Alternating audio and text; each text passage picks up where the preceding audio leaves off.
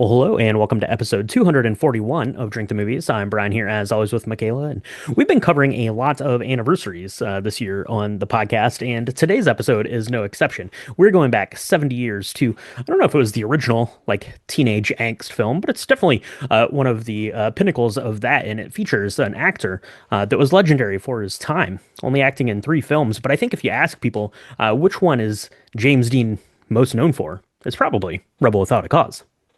I would agree with you there. In fact, I remember in the 90s, there was this whole thing on 17 magazine about who was going to be taking the James Dean place, right? Who was going to be that for the 90s. And it was this whole Mm-hmm. big deal. The names that we all have come to know and love, River Phoenix was up for this. Keanu Reeves was up for this. But the winner, they decided at the time, was none other than Leonardo DiCaprio. And it's so interesting now to see, because there was an interview that he did in like 1999. It was after Titanic, and he actually said that he got tons of inspiration from Rebel Without a Cause, and James Dean character of Jim Kirk. And so I think that's really interesting that it all kind of becomes this circular, it like comes about full circle over time. But that was like 40 years after Rebel Without a Cause, and now we're 70 years in, and it still is really interesting to me how this movie affects people who haven't seen it for the first time. With as much notoriety as James Dean, Rebel Without a Cause certainly holds itself up in popular culture and American popular culture. And like I said, in these teenage films, it seems like about once a decade we get one of these that really comes along and, it spurs a lot of conversation and things like that. And Rebel Without a Cause definitely got that kickstarted for us back in 1955. So let's do this, Michaela. We need to take a quick break and grab some ingredients because we need to mix up a cocktail that's worthy of Rebel Without a Cause and also worthy of James Dean. So let's do that. Let's take a quick break. We'll grab some stuff and we'll be right back to mix up this week's drink. So, Brian, I have a confession. I, in fact, had never seen Rebel Without a Cause in its entirety Does that make until you this a rebel podcast. without a cause? Well, it's a rebel Without a without a movie cause? reason, I don't without know. a movie cause, something. But when I was looking at this, trying to come up with a cocktail, I had no idea what I should do because I had really no frame of reference. I knew that it was about teenagers and it was like there was going to be a car chase. And so I thought maybe something with cars. I thought maybe something like dark and broody. And I did find that, but I had no frame of reference. But luckily, Jenner Cormier helped me out with thebar.com and made a cocktail called the Jimmy Dean. Now, it's important to know that when I looked at this, I didn't really understand what the price point would be. I don't know what it costs to make this cocktail. If you go to thebar.com, if you go to order this somewhere, tell me, listeners, how much you paid for it because it uses some real expensive ingredients. And so I'm going to preface that here and now. Sorry. Yeah, clutch your wallets out there because I guarantee if you order this cocktail out from one of Jenner Cormier's bars, who is, I guess, like a celebrity cocktail Mm. creator in Canada, here, this cocktail is definitely going to run you north of $100 to buy out. Absolutely, because the ingredients themselves are going to cost you quite a lot. So let's run through the way that this is constructed, and then we'll talk a little bit about how we made it. Because high-priced ingredients aside, the methodology and like the thought process of this cocktail was still really interesting to me. So let's talk about what the cocktail actually is and then what we did with it. So what you're going to do into a shaker tin, you're going to put a dash of pear oak bitters. Now, according to this, these were homemade pear oak bitters. I couldn't find a pear oak bitters. There's like spiced pear, there's like Mm. vanilla pear, there's all sorts of like different pear bitters, but not a specific oak one. You could probably get one of those pear ones and use an oak bitter alongside of that. Potentially, you could make your own if you know how to make bitters. That's all up for grabs. But pear oak bitters is what this calls for. So a dash of that. Three-quarters of an ounce of Lillet Blanc, which is an ingredient we've talked about before. It's like an aperitif, white wine kind of a thing. It's like a dry vermouth, except for real fancy. It has some honey notes. It has some like floral notes, some fresh citrus notes. It's delicious. Three-quarters of an ounce of that. And here's where your price is going to skyrocket. So you're going to use 1.5 ounces of Johnny Walker Blue. Now that bottle will set you back roughly $225 plus here in the US, depending on where you go to get that. And a quarter of an ounce of Johnny Johnny Walker Platinum is what it calls for in the recipe here on thebar.com. That's actually been replaced with the Johnny Walker 18, which is the same exact thing. They just changed the branding on that. I guess because Platinum sounds better than blue and couldn't have that. So a quarter of an ounce of that. And that bottle is going to run you north of about $80 here for that as well. So pretty pricey drink. Go ahead and shake that with some ice, and then you're going to strain it into like a rocks glass with a very big, very fancy ice cube. You want the finest of ice cubes if you're going to be spending, $300 on ingredients to make this cocktail. And then you're going to do something interesting, and you're going to create some smoke on the side. Yeah, the smoke on the side thing was interesting because let me be clear. I did not until this did not do not remember having the money to spend on Johnny Walker Blue or the Johnny Walker Platinum, right? So I've had the Johnny Walker Black, which is pretty smoky in and of itself. And so I was like, man, this seems like overkill because I thought blue and platinum would be like more smoky, or like a refined smokiness. So I thought this was going to be overkill. I was wrong, but this is what you do. So you create like a little, in a non-fire hazardous like bowl, okay? You can get some spruce, which is just as it sounds. Go find a spruce tree and take a little bit of that, okay?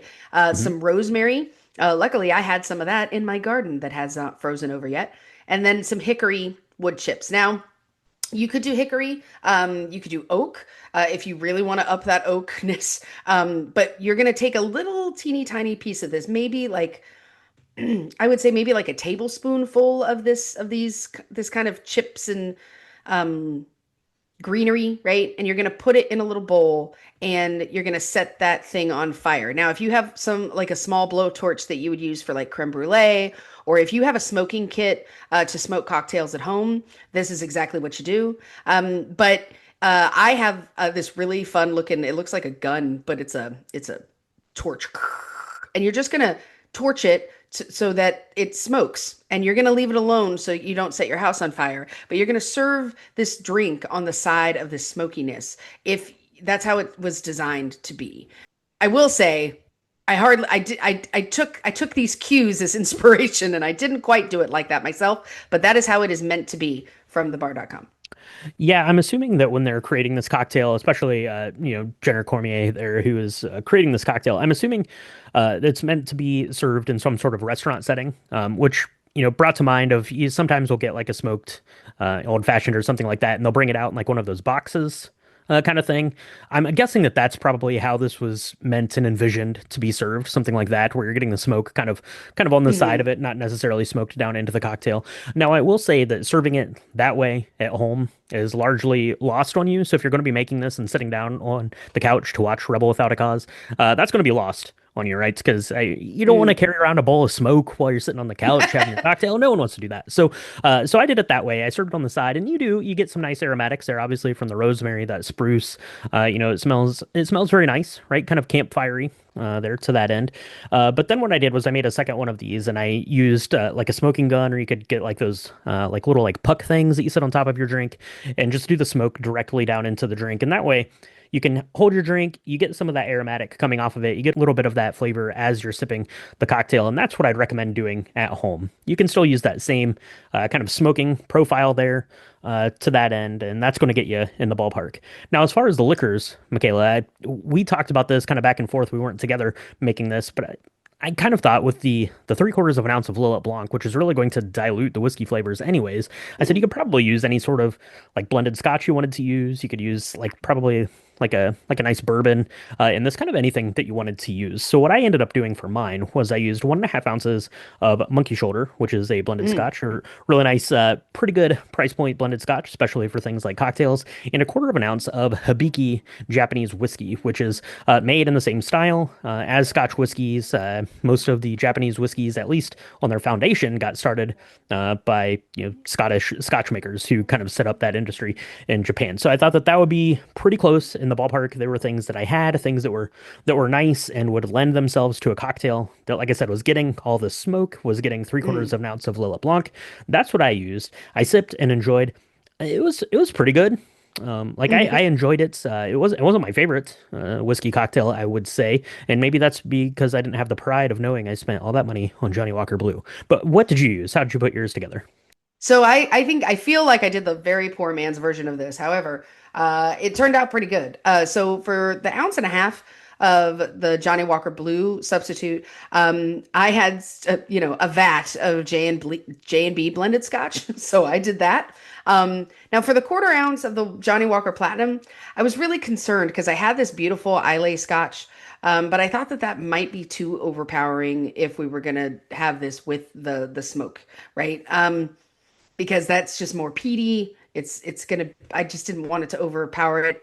But it was only a quarter of an ounce. So what I did was both. So I used this Islay Scotch for this quarter of an ounce and made it that way. But then I also used a quarter of an ounce of plain old, I say plain, Johnny Walker Black, which some people have likened it to licking a fireplace because it is also real smoky. But that's what I did. And I will say both of them turned out just fine. You definitely get more peatiness, even at a quarter of an ounce if you're going to use like an Islay Scotch for this, but it is a smaller amount. What I think for me set this apart was the Lillet Blanc. I really enjoyed this cocktail, and probably because I don't love Scotch in and of itself.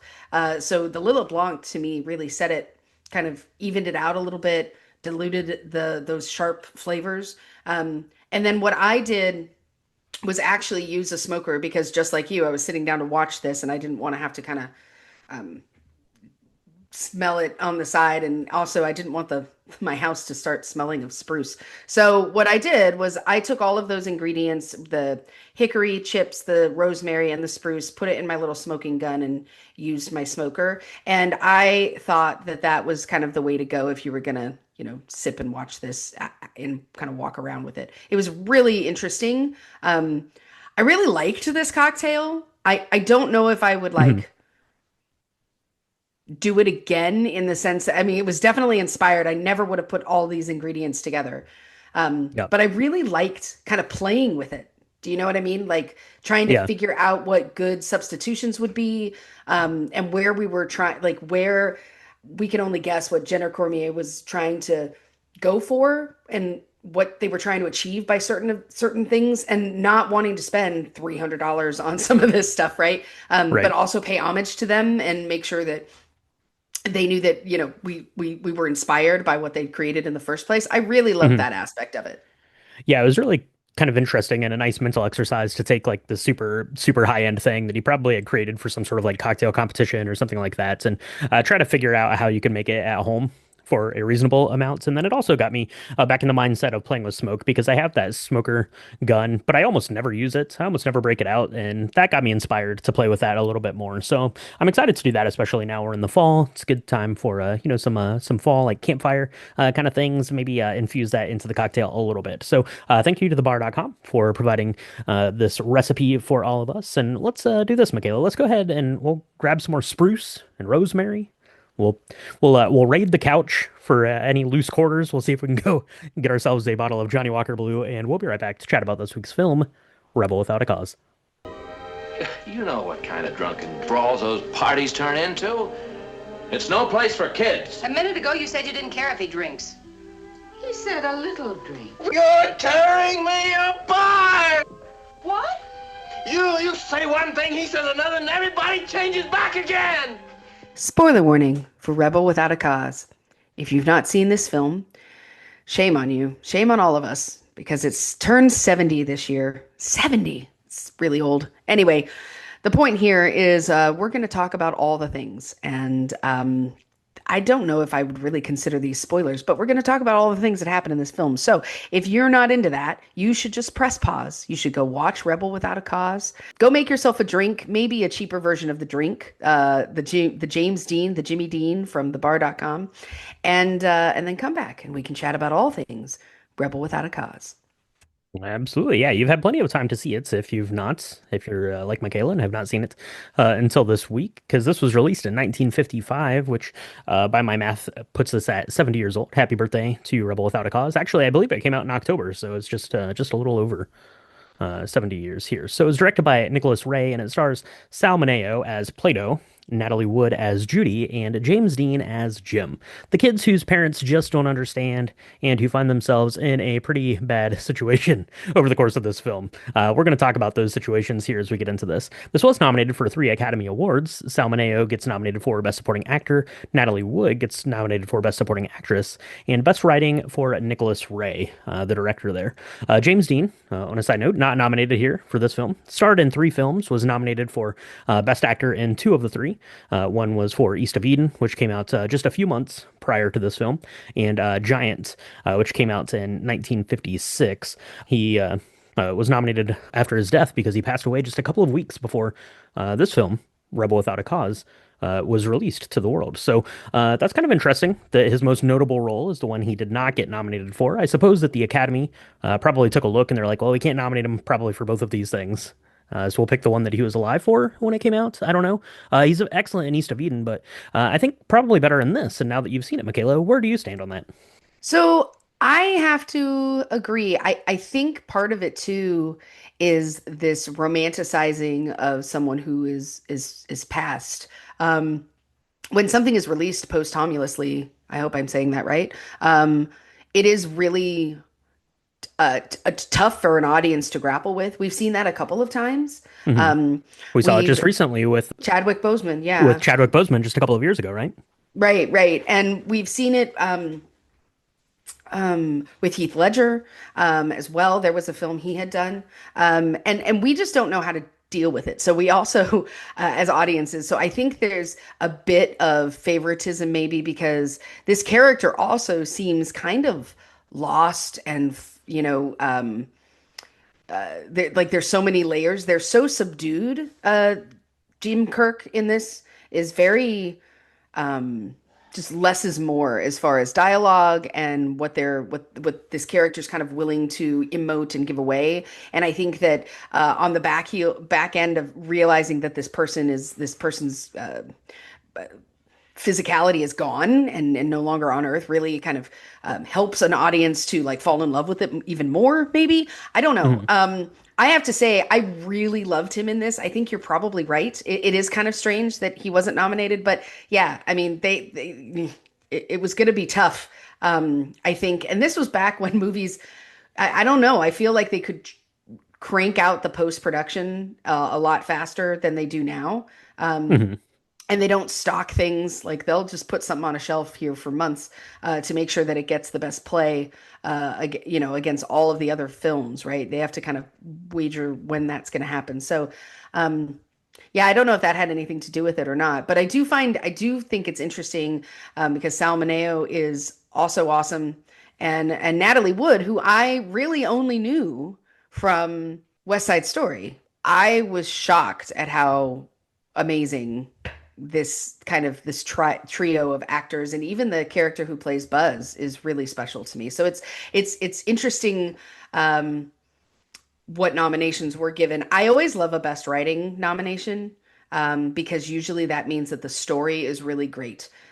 You can bet your booty that if you go see a film that was nominated for best script, whether it's original or adapted, it's going to be a really amazing film. Just because that's what you're that's what they're talking about is the story that it's telling, right? It might not be the best acted or the best directed. It might not the best set design might not be there, but the story is there, and that's what. So it's interesting to me that this was nominated in that way because it is a really compelling story that maybe seems really old and tired now, but 70 years ago it was huge. Absolutely, it was huge, and it kind of focuses on these three outsider type of characters that we, get introduced to, pretty much right off the bat, right? It starts with Jim. He's passed out in the street from drinking, and he gets taken into the police station there, and we're kind of introduced to our three characters here of Plato, of Judy, and of Jim. So Jim's like passed out, like he's like I can't even like stand up. I like it. The police officer like leans him up against the wall, and he like falls over. So we're really kind of introduced to Judy first. So let's talk about Judy a little bit here, played by Natalie Wood. You mentioned uh, West Side Story, which is a film that we've covered. She also began acting. She was a little girl in Miracle on 34th Street, another film that we have covered here Oh yeah. on the pod. So welcome back, Natalie Wood. She is there, and it turns out that she's having a bit of a rift with her parents. Right? She's fallen out. She's no longer the apple of her dad's eye, I guess, right? And that's kind of rubbing her the wrong way. They're kind of at odds and ends as this new like I don't know, like kind of like sub grouping of kids. The teenager has really started Mm. to emerge now that's, like car culture is part of the American psyche. It's post-war. So what are these kids to do now, right? It's all about angst, and I guess that Judy's here as taking on some angst from her parents at odds with her dad. What do you think about her introduction to Judy, Michaela? So I found it kind of strange because she seemed really upset. I got real angry actually at the police trying to talk to her like she didn't know what she was talking about at first. And again, this was 70 years ago, so it's sort of if if this was realistic back then, right? And I don't know because I wasn't there, but it really just helps solidify kind of um, why women, I guess, are so intent on being listened to and heard. She seems that she doesn't really understand what's happening. On one hand, she is like used to being her daddy's little girl, but her dad is not responding to her the way that he used to. And then when she tries to grow up, he doesn't like that either. He calls her like a tramp, a dirty tramp because she was wearing lipstick. That's not cool. At the same time, when she's trying to like give him a kiss, he does not respond well to that. But it's just and so she is growing up and probably experiencing adolescence, right? And as you do grow into puberty, it is. I mean, being a girl who had a single dad, I mean, it is kind of a complicated feeling because you have your dad who's a father figure, but he's also a man, and you're growing up, and you don't know how to have some of these conversations. And back then, it was very verboten to have those conversations with your father. Um, Yep. but I found it interesting that the police's solution to all of this was just to call the dad unless she wanted to like spend the night in jail. Like they weren't really interested in hearing her talk it out. They weren't interested in getting her any help, certainly not from a woman, which I thought that was weird, and just kind of gross. And then Judy agreed that they could call her dad, but then they don't call her dad, they call her mom. And that's the opposite of what she wanted to do. She wanted them to do. She did not want to have this conversation with her, probably because it's not very helpful and the mom doesn't know what to do. She's not interested in understanding that. So I don't know. I felt really bad for Judy in this whole scenario because I felt like she wasn't listened to. I think part of the reasoning behind that and why she was upset with him calling her mom is I think that kind of the intention of her, being taken into the the police station and things like that was because she was trying to get this attention from her dad, and basically then that has failed if they call her mother as opposed to her father, where he's going to be forced to kind of confront her in the situation. So that is Judy. We're also introduced to Plato here. Trigger warning out there, brought in for killing some puppies. Plato, come on, man. But Plato is there, and he's at odds with his parents, right? So I think that his father had basically like left the family, like abandoned the family when he was young. His mother is off and away, or just not there ever. So he's basically under the care of I guess like his caretaker, I guess, nanny Mm. sort of a figure who is there. So he's in the police station, obviously for that.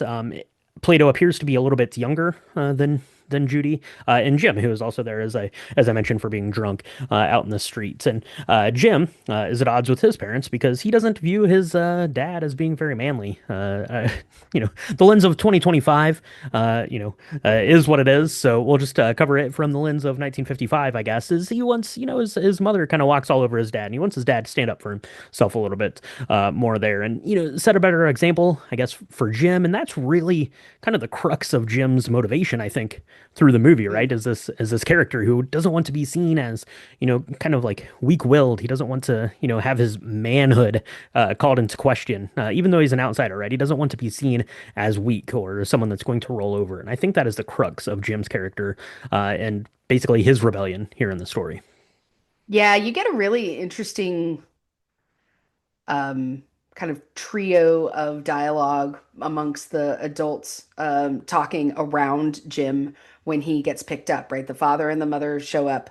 They've been out on a night, and the grandmother is there, which is the dad's mother-in-law, so it's his mom's mom.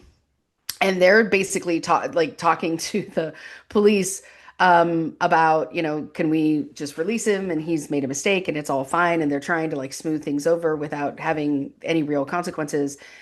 And Jane, Jim is like, "You're tearing me apart. Stop fighting. Dad, stand up for me." And it's just this very small bit of dialogue, but it really is very symbolic of what happens throughout the rest of this whole film, and right, and how seems to feel that not only does his dad not stand up for himself, but also doesn't stand up for Jim.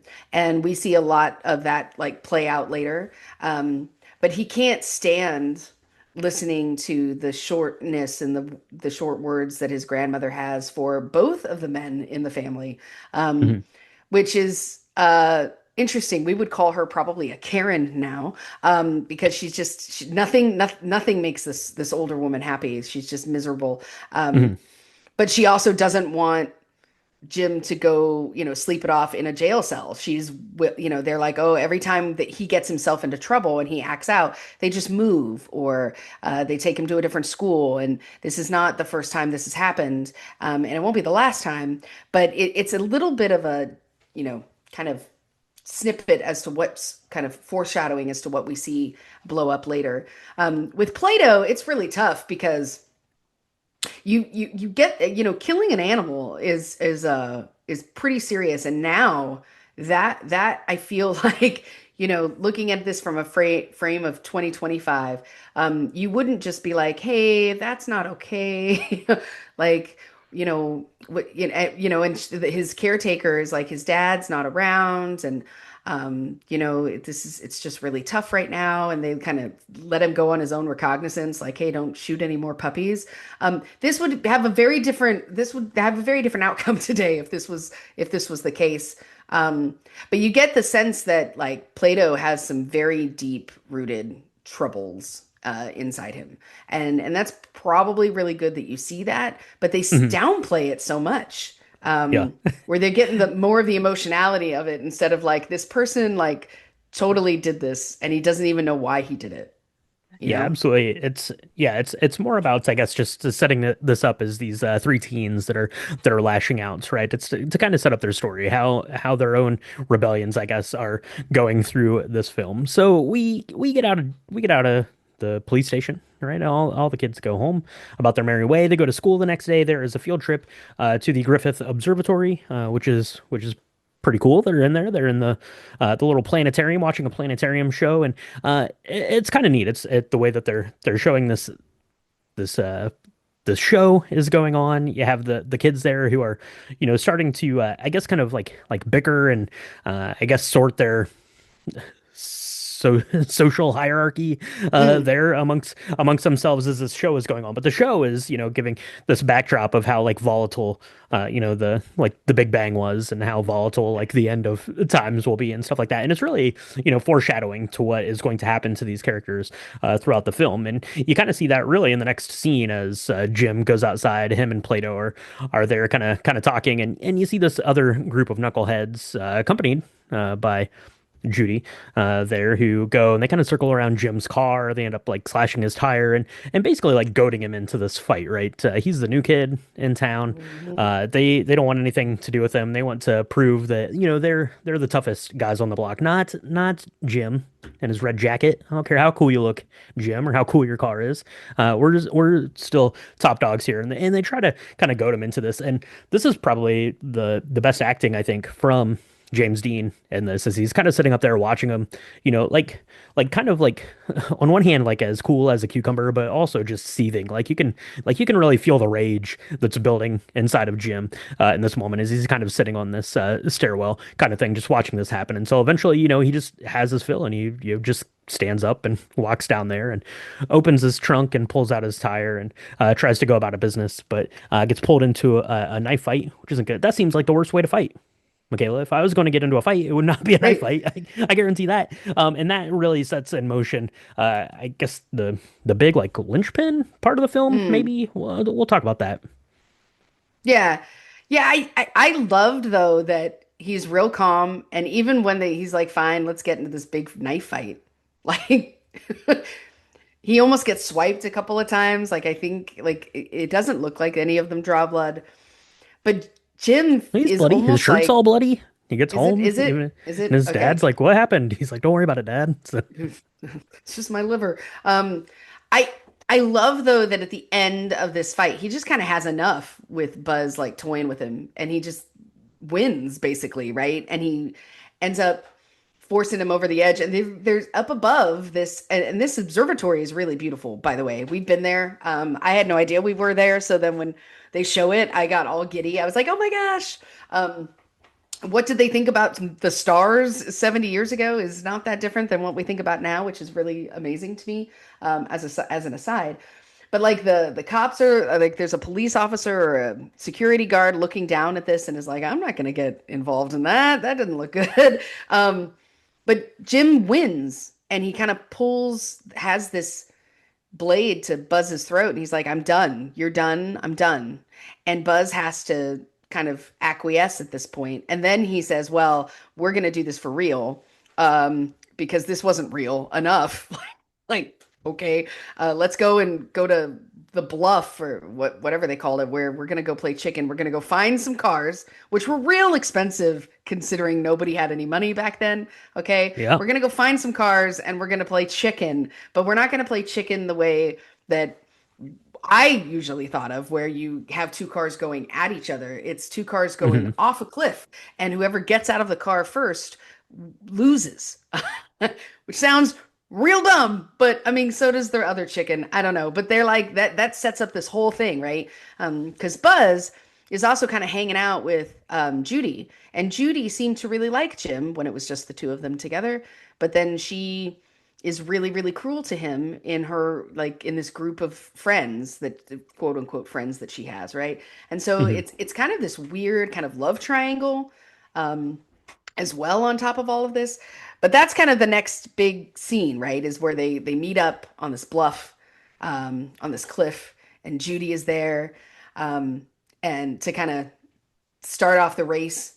And one thing that I thought was really interesting is that when Buzz and Jim do speak, Buzzy sort of confesses that he called him a chicken and they're going to play this game, but it kind of makes him sad because he actually really likes Jim.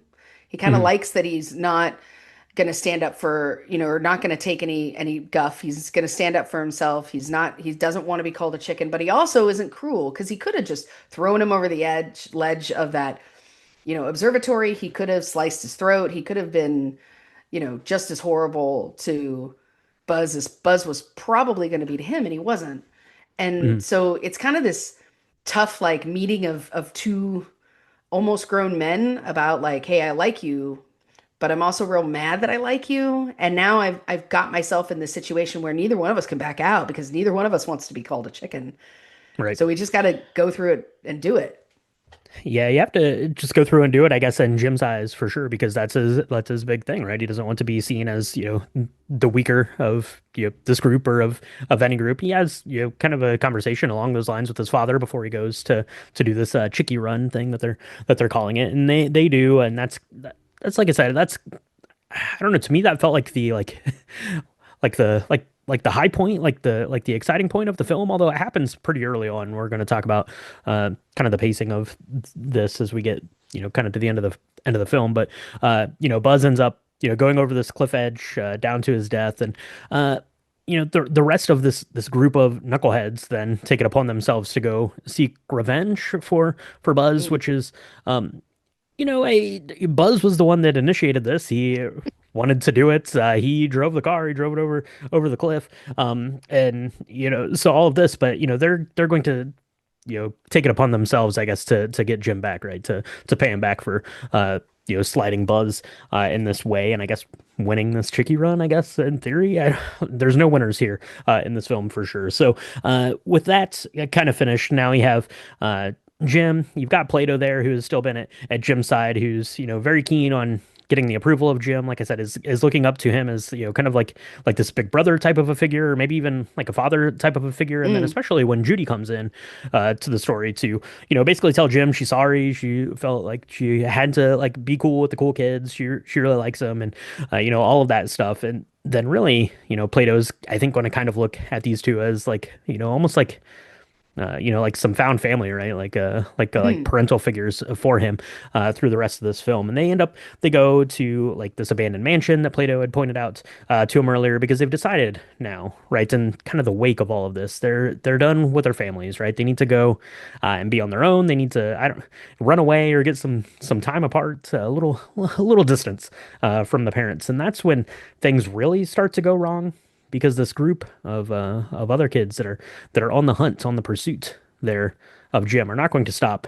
until uh, more more blood is shed, I guess, in the name of Buzz and this new kid.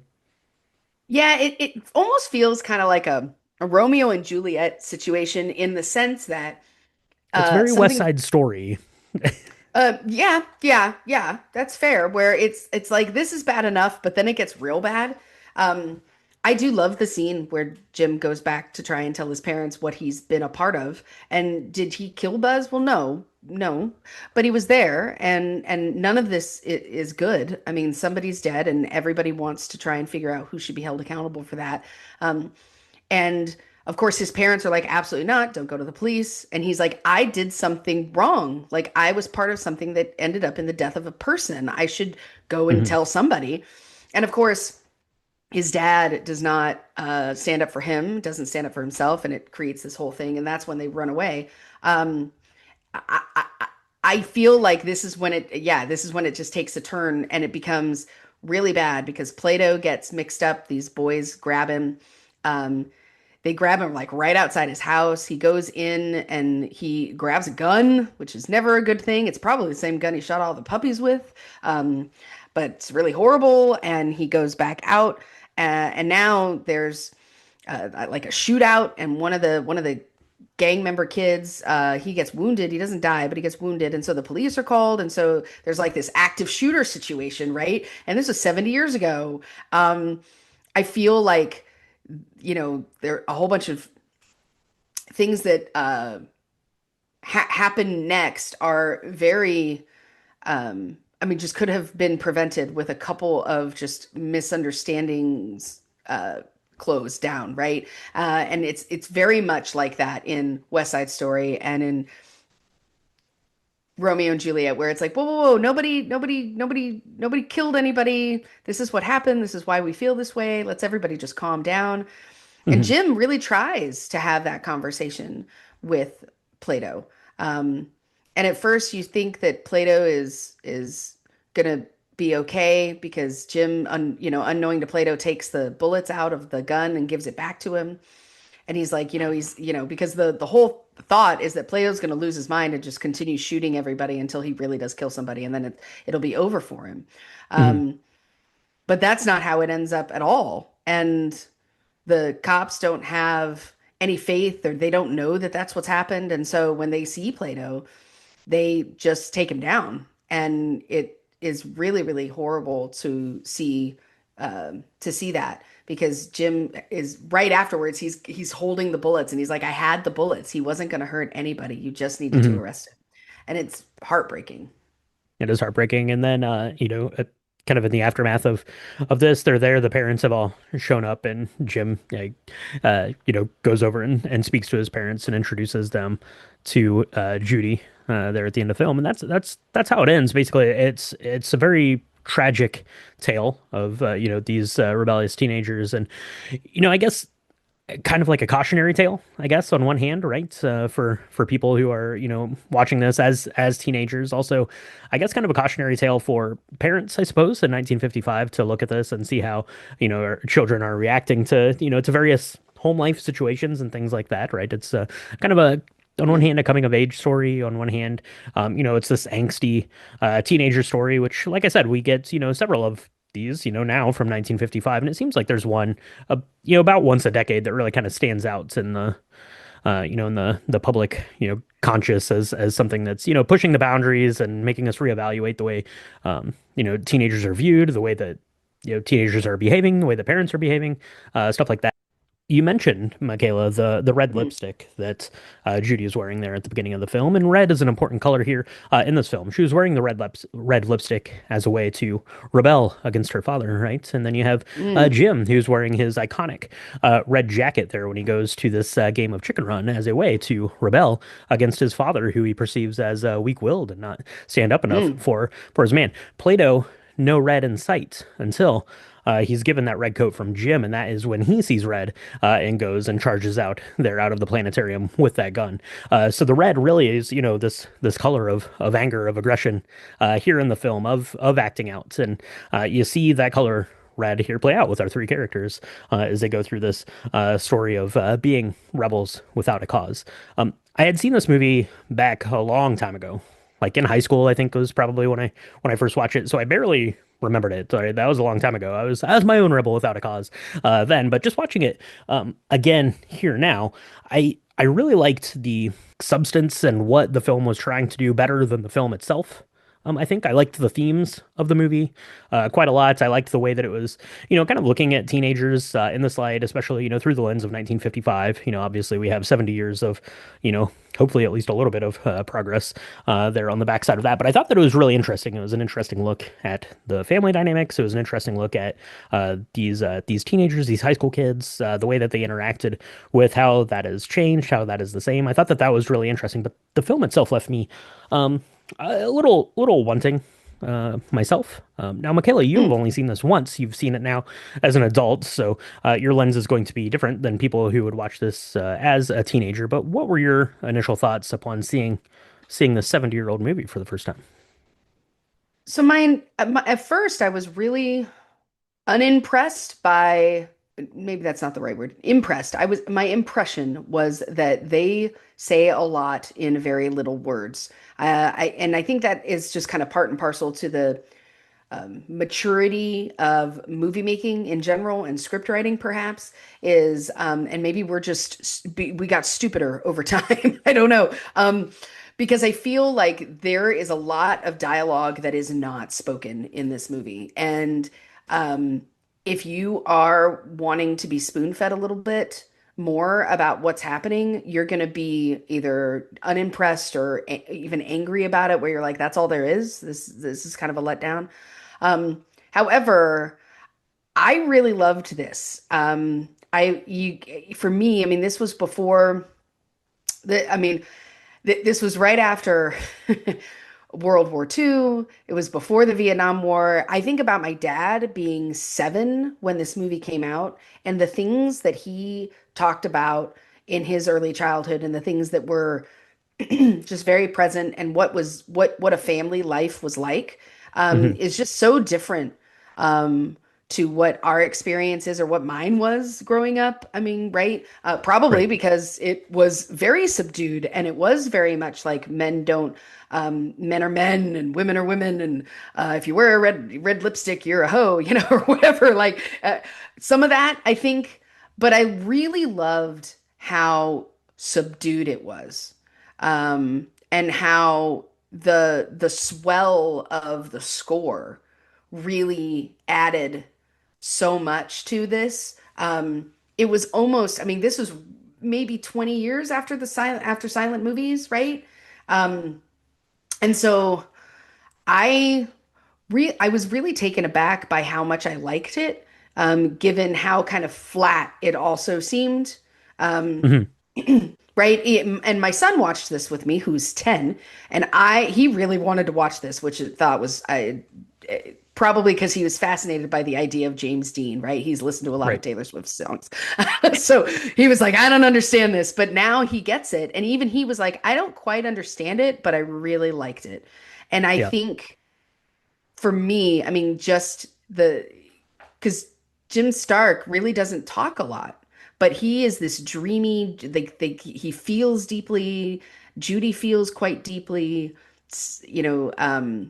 Plato is this such a tragic character, and all he wants is a parental figure to love him and not leave him. And all of that is just so beautiful, and yet it's such a flat kind of effect. Um, so I can understand how people are like, ah, this seems like, why was this so great? But you know, that time I think um, has really changed us. And I hope they never remake this movie because if they do, they're gonna put a ton more dialogue in it, and it's gonna be almost, you know, very emotive. You know, it's the opposite of me, basically. And Yeah. while I don't fully understand it, I don't know, there's just something about it that I really enjoyed. Yeah, I mean, in a way, yeah. I mean, it's hard to remake something like this, and I mean, I suppose that you could and th throw it through the lens of whatever your current world environment is, and that would be okay. But I think in a lot of ways, this film is remade. I mentioned it a couple of times, and it seems like there's one of these about every decade, and they're not called Rebel Without a Cause, but it's kind of this angsty teen story of kids that don't really have are they're rebelling and they don't really have like a reason to be rebelling other than just kind of the situation that they find themselves in, which is part of teenage angst and part of something that all teenagers experience on some level, for all sorts of 10,000 different reasons to experience that. And I think that the story is retold in that way, a lot of times over the course of the last 70 years. It's just a horse of a different color, I guess, sort of a situation kind of thing here. So yeah, I mean, I think that it's great. It's an iconic piece of movie history. It's worth watching for that aspect. Obviously, it's worth watching for the three characters here of Salmoneo, of Natalie Wood, and of James Dean. James Dean obviously is held up as this golden age of Hollywood icon who lost his life far too soon, was only able to do three movies. But you look at all three of these characters. Natalie Wood passed away when she was 43. Salmoneo, I believe, was murdered, so he passed away when he was I think like 32 or something like that. He was pretty young as well, 37 when he passed away. So really, all three of our actors here who were in this tale of turmoil, of angst, of flying a little too hot, a little too close to the sun, potentially Mm. all ended up, living, far too short of lives as well on the backside of that. So that's kind of an interesting, Hmm. asterisk on this film as well. So, Michaela, there's more Golden Age stuff we probably need to watch now that we're getting into it. We've covered a lot of things here on the 50th anniversary. Apparently, the fives were a good year for stuff like that. But what do you think? Do we need to talk about more James Dean? What do you think? I would love to see East of Eden, right? Because I hadn't seen any James Dean movies. I'll be real Okay. clear about that. I've seen, well, I say that. I have not seen, other than this one, I've not seen any of them in full. So I took a film class and, of course, acting class where they will show certain scenes. So I've seen certain scenes from Giant as well. So I'd really like to dig into these a little bit more. I think it's really important for people who love film and love movies to not lose sight of how far we've come and how far we haven't actually. Because again, this story has kind of been retold in various forms with different characters and different, in modernizations over time. But the story is still really compelling. And so I think that it's important to kind of not lose sight of how far we've come from a technology standpoint, from a just the, and how little the stories can change that still Mhm. affect us. And so it was really interesting to see it. And I do want to dig into some of these older films. It's tough here at Drink the Movies, right? Because we've got new films that are coming out that we're all excited to see. We've got films that we're coming out that we're like, those are going to be bangers. They're going to be box office, hits, but they might not be amazing. But they're going to Mhm. make a ton of money that we want to pay homage to, because people want to talk about them. But also like, Oscar, films that are like really good films, or not necessarily blockbusters, and then paying homage to the historical aspects of this too. So it's all a balance. I tried this year. We were really trying, you and I, to create a balanced set of like old and new. But I have to say, going back and looking at some of these older films, especially in that quote unquote golden age, I think it's really important for people who really want to devote their time to actual like the love of film, Hmm. because it's so important to see kind of the history and the things that were the stories that were told. I mean, again, I think about my dad being 7 or 8 when this movie came out, and so he probably didn't get to see it until he was in his teens, maybe. I don't know. I'll have to ask him. But like not being a chicken is hugely important to people that were my dad's age. Sure. I Yep. think you know what I mean. And so like and being a person who may not have said much but meant what they said, that was also really important. And I think both of those things are really like viscerally there in this film. So, Yeah. Yeah, absolutely. And it's important to watch stuff like this as well, here as we close out, because you watch something like Rebel Without a Cause, and then you'll see its fingerprints throughout all of the films that you've watched throughout the days, including the exact same recreation of that car race in Greece, right? The way she holds yep. her arms up and throws them back. So that is Rebel Without a Cause. So let us know if you saw Rebel Without a Cause prior to this week, like Michaela. Let us know what you think. Let us know if you have a good teenage angst-driven film. We'd love to know about it. We'd love to watch it, and we'd love to maybe mix up a cocktail for it. And if you have a bottle of Johnny Walker Blue sitting around and you wanted to send that our way, we'd be happy for that. But if you do make up a Jimmy Dean or other version of a Rebel Without a Cause cocktail, definitely let us know that. Send us pictures, do all that stuff. You can tag us on all of your posts on social media. We are at Drink the Movies on Instagram, Threads, Blue Sky, and Facebook.com/Drink the Movies.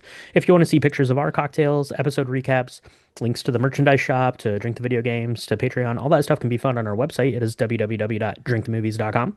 Speaking of Patreon, that is patreon.com/drinkthemovies. That is the best place to go and support the podcast. You get bonus hangouts, bonus episodes. We're doing some test live stream kind of things right now. We're doing with our patrons. All that is available again over on patreon.com/drinkthemovies. We've got some new stuff coming here soon, Michaela. Well, not new, I guess, but it is inspiring something new. We're going to be talking about Predator next week, going back to Mm. the well of things. So, where can people follow along with the podcast? Give us some love there. That would be nice. Where can they do Yeah. that? You can find us on Apple Podcasts. We're on Spotify. We're on Good Pods. Anywhere where Spotify podcasts are supported and distributed. We do 2 drops a week, usually, here at Drink the Movies. If you press the subscribe button, you'll get to see both of them. We do a really fun, the beginning of the week, we do a really fun box office review and a quick cocktail that anyone, even you, can make. And then we do our deep dives like the one you just listened to. Those are awesome. We really, if you like it, give us a 5-star review, share us on all the social media platforms. We also do video games, and by we, I really mean Brian. I pop in to like talk about a cocktail for 5 seconds, but if you like video games, even if you don't like video games, you should go check that out. Once again, Brian, congratulations! It is like number 2 podcast again, second month in a row Yeah, thank for you. a video game podcast. That's pretty awesome. So go check it out, folks. It's really awesome. Drink the video games. Yeah, thank you so much. Shameless plug. There is a new episode out this week, so go check that out wherever you're listening to this or on YouTube. The video version is there as well. So, thank you so much for tuning in here to episode 241. We're getting close to our own anniversary here, Michaela. So, yeah, thank you so much for tuning in, and we'll talk to you next time on Drink Drink the the movies. Movies. That James Dean daydream look in his eye. I get it now. Yeah. Yep. He's only got one look. And that's dreamy. It was pretty dreamy. I wonder what he did dream about. Natalie Wood. Hmm.